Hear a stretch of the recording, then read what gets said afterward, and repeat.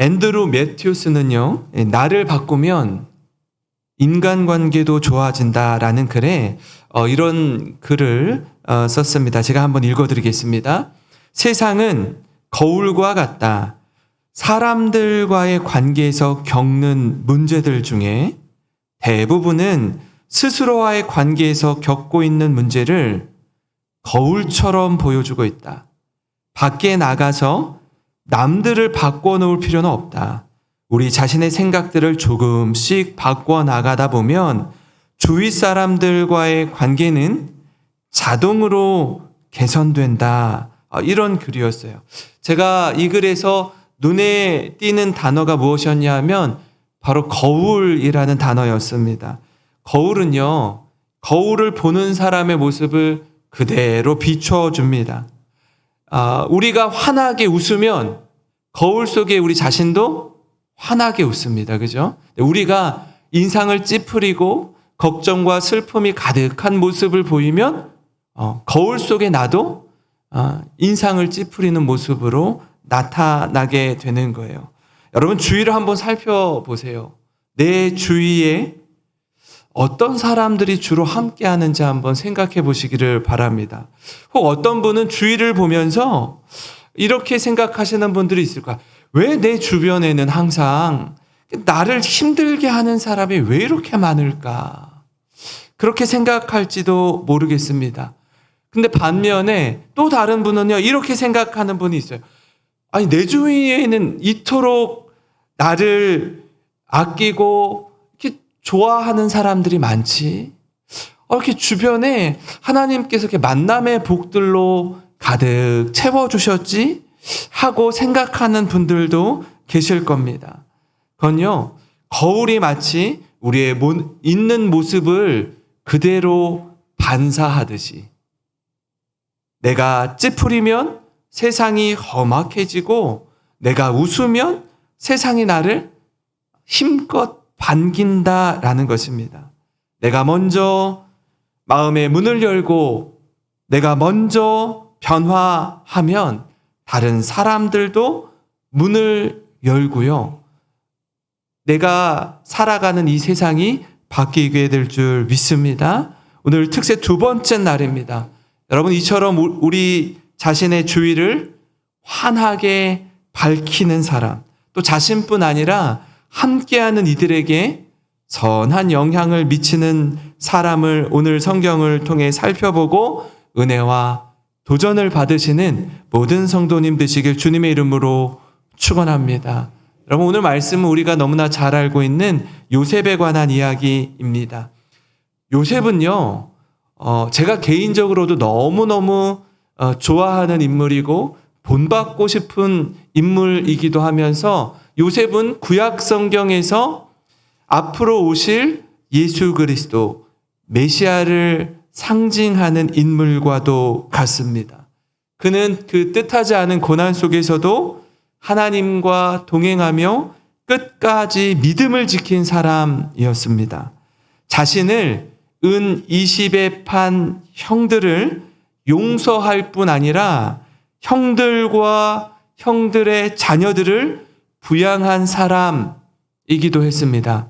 예수님은 은 30에 가룟 유다에 의해서 넘겨졌죠. 그리고 자신을 십자가에 못 박는 이들을 향해서 아버지여 저들을 용서하여 주시옵소서. 저들이 하는 일을 알지 못함이니이다 라고 용서하신 예수 그리스도였습니다. 요셉은 또한 자신의 인생을 하나님이라는 큰 그림 안에서 자신의 인생을 재해석한 사람이기도 했습니다. 그 요셉의 이야기 중에 오늘은 애굽의 종으로 팔려서 보디발의 집에서 종으로 지낸 이야기입니다.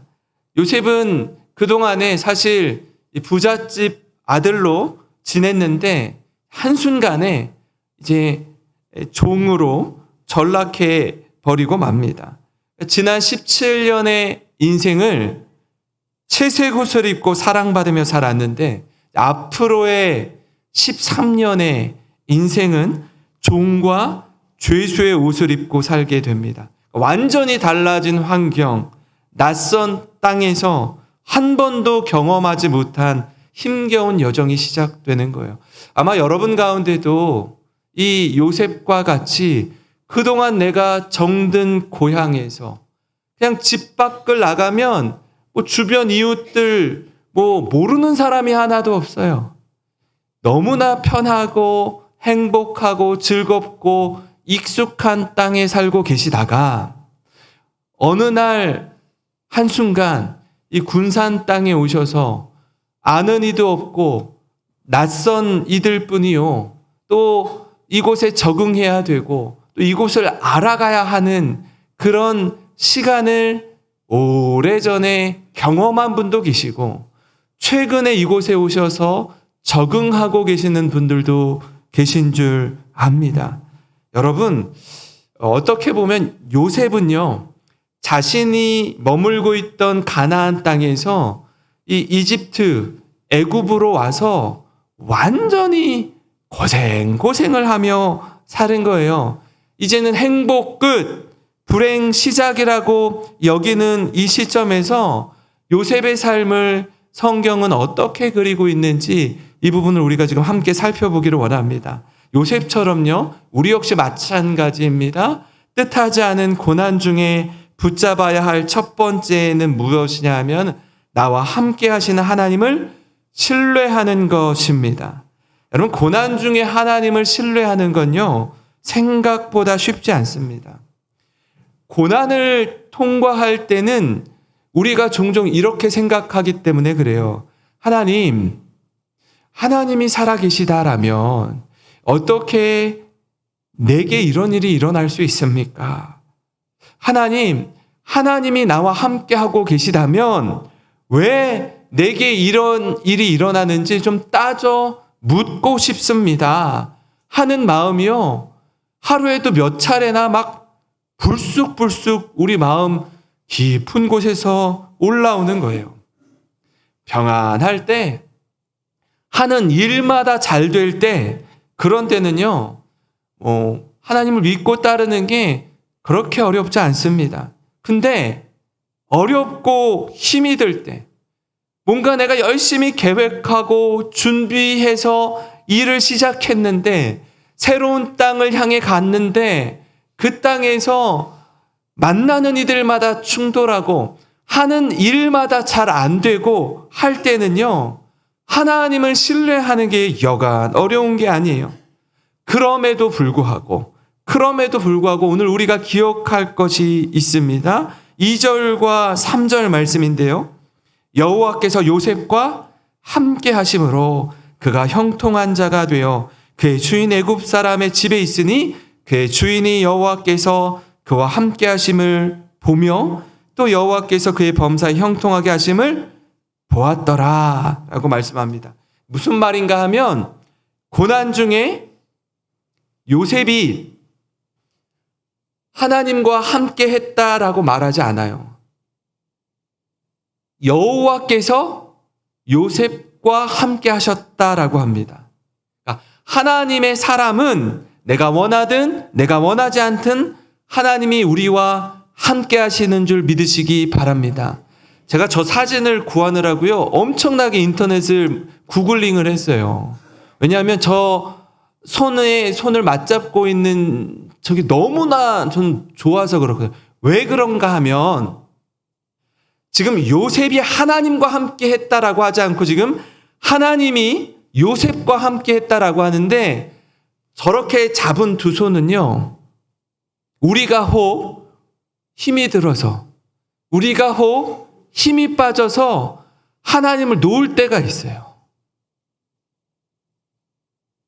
하나님이 계시지 않는 것처럼 우리 손을 놓을 때가 있다. 그래도 하나님은 우리를 꽉 붙잡고 계시다라는 것을 여러분 믿으시기 바랍니다.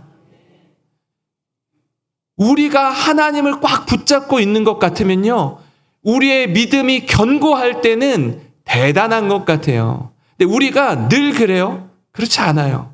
실망하고 넘어지고 자빠질 때가 있습니다. 하나님을 놓는 것 같은 때가 있어요. 우리가 너무 힘들어서. 근데 그때에도 여전히 하나님은 우리를 꽉 잡고 계시다라는 것을 여러분 기억하시기를 바랍니다. 그래서 소망이 있는 거예요. 내 상황에 따라, 내 감정 상태에 따라 이게 바뀐다면 얼마나 우리가 불안하겠어요. 그죠?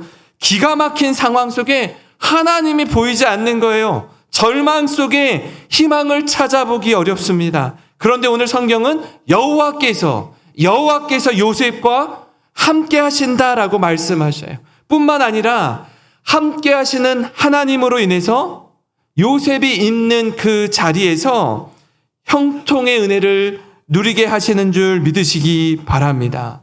사랑하는 성도 여러분, 이 학기를 시작하면서 무엇보다 하나님의 함께 하심을 온전히 신뢰하시기를 소망합니다. 내가 하나님과 함께 하는 것이 아니라 여호와 하나님이 나와 함께 하심을 신뢰하며 살아가시는 우리 모든 성도님 되시길 주님의 이름으로 축원합니다. 그런가 하면요, 여러분 뜻하지 않은 고난 중에 붙잡아야 할 것 두 번째는 뭐냐면 하나님과 함께하는 사람의 모습으로 살아가는 것입니다. 오늘날 기독교를 바라보는 세상의 시선은 그리 곱지 않습니다. 전과 달라져도 아주 많이 달라졌습니다. 전에는 교회에 소망이 있다고 믿었습니다. 전에는 그리스도인을 향한 신뢰가 있었습니다. 그러나 이제는 세상이 교회를 걱정하는 시대가 되었어요. 참 목회자로서 가슴 아픈 현실입니다. 그리스도인으로서 부끄러운 현실이에요. 왜 그렇습니까? 더 이상 그리스도인의 삶에서 하나님이 함께하는 사람의 모습이 보이지 않기 때문에 그래요. 하나님을 믿는다라고 그리스도인들이 말은 하는데 하나님을 믿는 사람의 모습이 그리스도인에게 도통 보이질 않는 거예요. 오늘 보디발의 종으로 살아가는 요셉을 가만 보니까 보디발이 볼 때 뭔가 다른 게 보입니다. 3절 말씀인데 우리 한번 같이 읽겠습니다. 시작. 그의 주인이 여호와께서 그와 함께 하심을 보며 또 여호와께서 그의 범사에 형통하게 하심을 보았더라. 주인이 보았습니다. 요셉을 보았어요. 주인은 요셉이 하나님이 요셉과 함께 하는구나를 보았습니다. 여기서 말하는 주인이 누구예요? 보디발입니다. 보디발의 가정에는요, 요셉만 있었을까요? 종이 요셉만 있어요? 아니에요.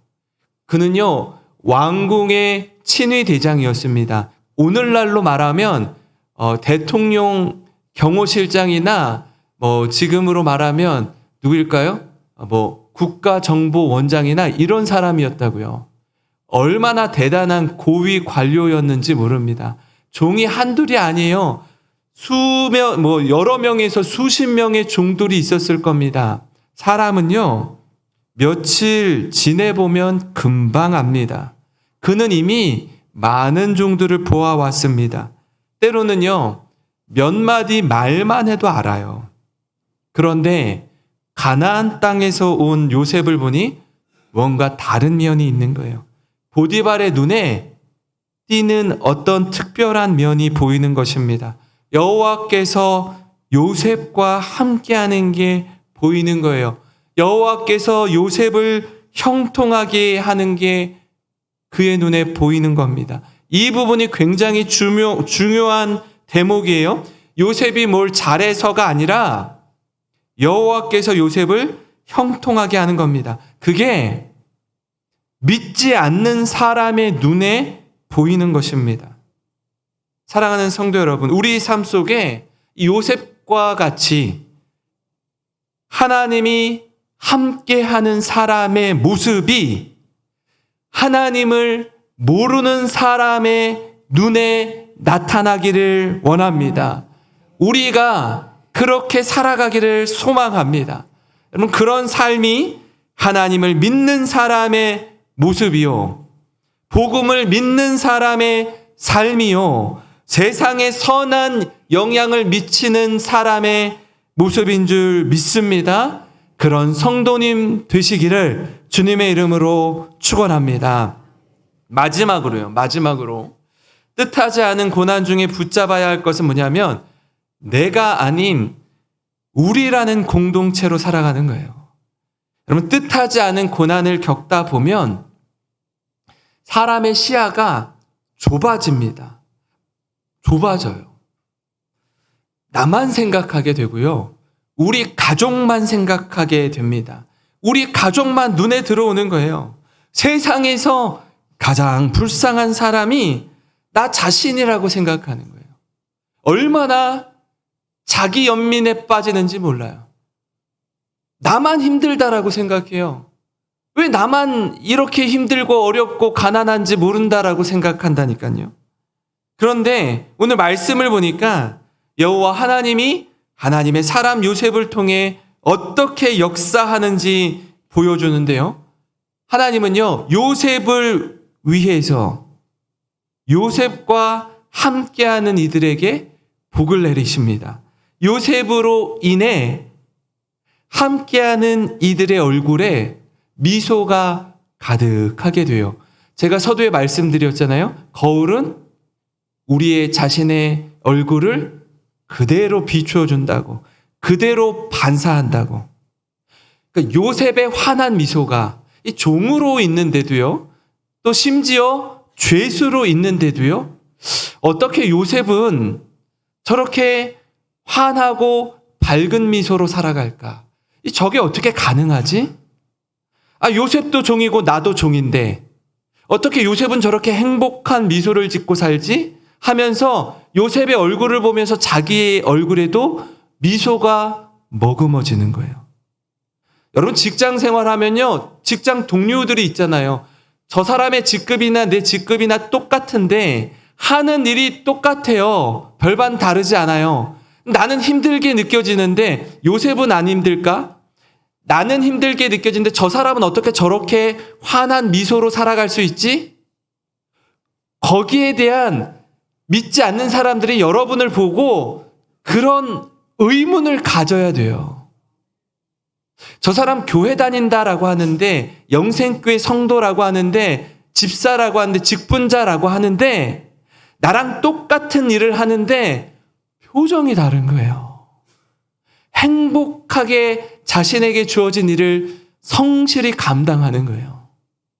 그럼 어떻게 해요? 그 공동체가 미소로 충만하게 될 줄 믿습니다. 이 5절 말씀을 같이 한번 읽어보겠습니다. 시작. 그가 요셉에게 자기의 집과 그의 모든 소유물을 주관하게 한 때부터 여호와께서 요셉을 위하여 그 애굽 사람의 집에 복을 내리심으로 여호와의 복이 그의 집과 밭에 있는 모든 소유에 미친지라. 아멘. 보디발이 요셉을 가정총무로 세운 후에 어떤 일이 일어납니까? 여호와께서 누구를 위하여? 보디발을 위하여가 아니라 요셉을 위하여 보디발의 집에 복을 내리셨다라고 말해요.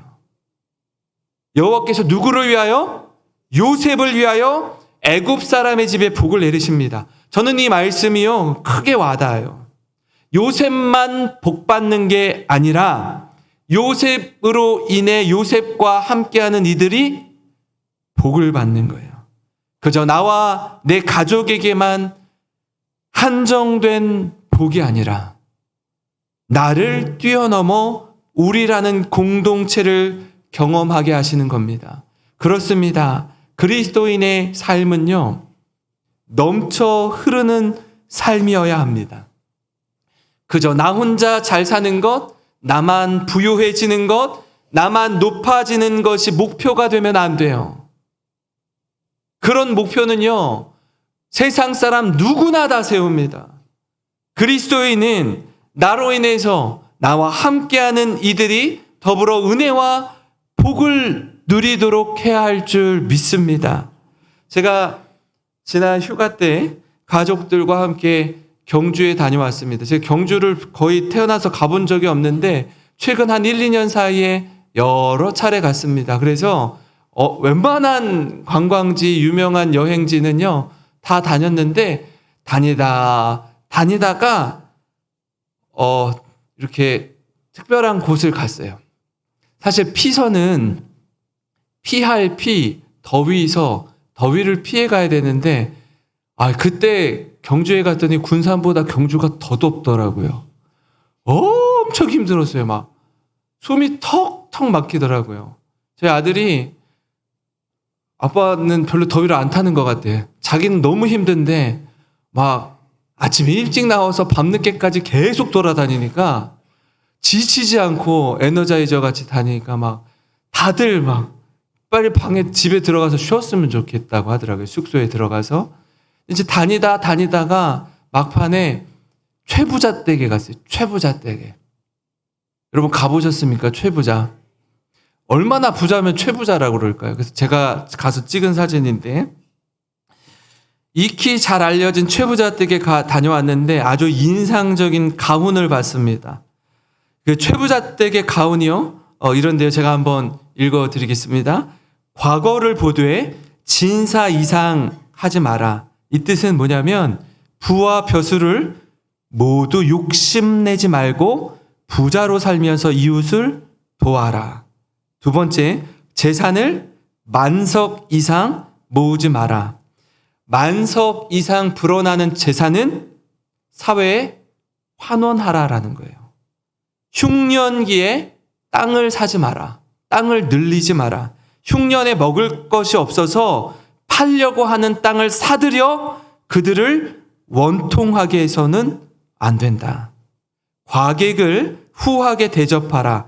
찾아오는 손님과 가난한 사람들을 넉넉히 대접하라.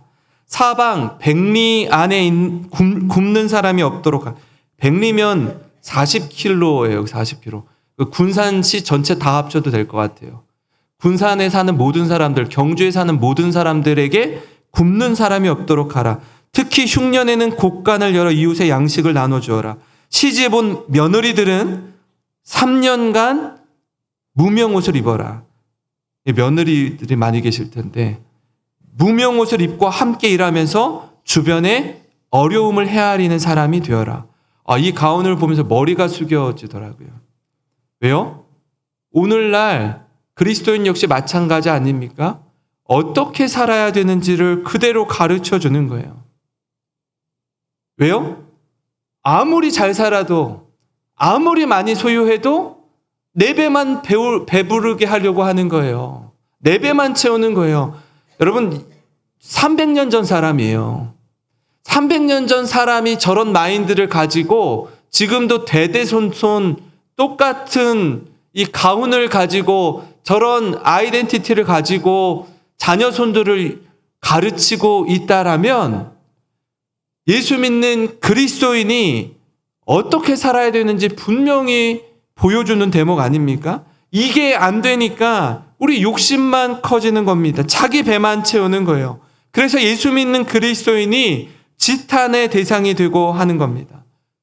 여러분 훗날 요셉이 자신을 판 형들에게 어떻게 말하는지 한번 보세요.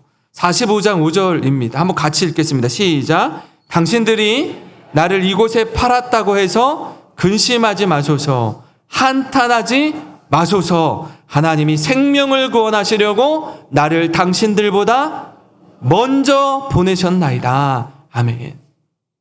형들이 두려움 가운데 떨고 있는데 내가 형들에게 복수하지 않겠습니다. 두려워하지 마십시오. 내가 왜 그때 요셉을 애굽에 팔았을까? 한탄하지 마십시오.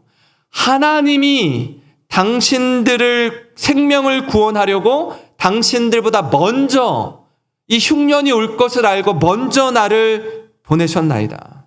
45장 8절에 그런즉 나를 이리로 보낸 이는 당신들이 아니요 하나님이시라. 당신들이 보낸 거 맞죠. 근데 요셉은 어떻게 해요? 인생을 해석하는 거예요. 겉으로 드러난 것만 보는 것이 아니라 드러나지 않은 배후에서 일하시는 하나님의 역사를 알고 해석할 줄 아는 눈을 가지고 있었습니다. 자신의 우여곡절 가득한 인생을 하나님이라는 시선으로 해석하는 것입니다. 얼마나 존귀한 하나님의 사람인지 모릅니다. 그렇게 세월이 지나 아버지 야곱의 장례를 치른 후에 한 번 더 형들은 요셉이 자신들에게 복수하지 않을까 두려워서 벌벌벌 떨고 있을 때 요셉이 형들에게 다시 한번 이렇게 말합니다. 50장 20절 21절입니다. 같이 읽겠습니다. 시작. 당신들은 나를 해하려 하였으나 하나님은 그것을 선으로 바꾸사 오늘과 같이 많은 백성의 생명을 구원하게 하시려 하셨나니 당신들은 두려워하지 마소서. 내가 당신들과 당신들의 자녀를 기르리다 하고 그들을 간곡한 말로 위로하였더라. 아멘. 노블리스 오블리주의 삶입니다. 자신이 가진 것으로 베풀고 섬기고 나누는 나의 도덕적인, 나의 사회적인 지위와 명예가 그대로 내 인격과 삶에 풍성하게 드러나는 삶을 살았다라는 거예요. 요셉은 마음 중심으로 형들을 용서했습니다. 요셉은 자신의 마음을 어떻게 쓰는지 우리에게 그대로 보여줘요. 상한 마음이 어떻게 회복되고 그 마음이 어디로 향하는지 보여줍니다. 사랑하는 성도 여러분, 하나님이 함께하는 사람, 요셉이 그의 삶을 통해 보여준 그 은혜와 용서와 사랑을 우리도 실천하는 모든 성도님 되시길 주님의 이름으로 축원합니다. 근본 특세 가운데 이 은혜의 깊이를 충만히 맛보는 모든 성도님 되시길 주님의 이름으로 축원합니다.